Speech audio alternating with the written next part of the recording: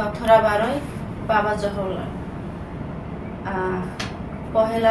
পহেলা জুলাই আমার বাড়িতে রাত আনুমানিক 2টা বাজে। তখন আমার ঘরের দরজা এলোপাতাড়ি কোপের শব্দ শুনে আমি চিৎকার করি এবং আমার যারা কাজের লোক ছিল তাদেরকে আমি ফোন দিই। তারা ঘটনাস্থলে দৌড়ে এসে আমার প্রাণটা বাঁচায়।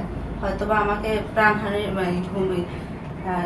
খুনের জন্য আমাকে হুমকি দেওয়া হয়েছিল। তারপরে এই ঘটনাস্থলে তারা দৌড়ে এসে যখন আশপাশে ওরা খোঁজাখুঁজি করা, এক পর্যায়ে দেখে আমার বাড়ির পিছনে আমার একটা ছাগলের খামার রয়েছে। সেখানে দেখে ধাউ ধাউ করে আগুন জ্বলে।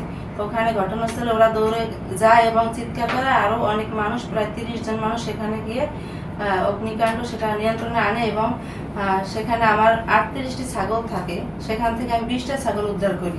একটি ছাগল আহত এবং সেই ছাগলটি আগুনে করে মারা যায়। এখন আমার ফার্মে 19টি ছাগল আছে। আর তখন সেখানে আগুন নিয়ন্ত্রণের সময় ঘটনাস্থলে একটি বাটন মোবাইল ফোন পাওয়া যায়। আর ফেরার পথে দেখি আমার ঘেরের পাড়ে যে কৃষি গাছে আমার পেঁপে গাছ ছিল, ফল ধরছে, সেই গাছ শতাধিক গাছ কেটে ফেলছে।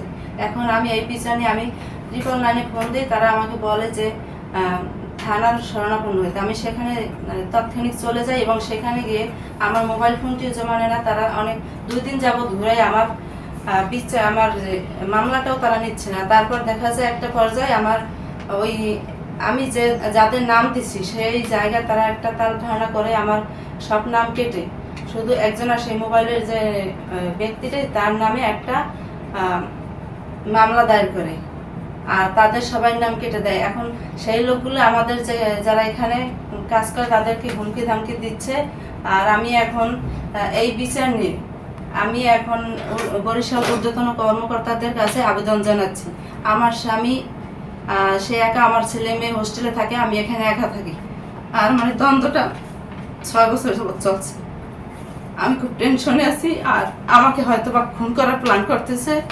আর সেই খুনের মাধ্যমে হয়তোবা তারা এই জায়গা দখল করতে পারবে বিভিন্ন কিছু। এখন আমি এটার সঠিক বিচার চাই। আমি এসপি সাহেব এবং ডিএজি সাহেবের কাছে করজোরে অনুরোধ করি যেন সঠিক আমি বিচার পাই। ধন্যবাদ।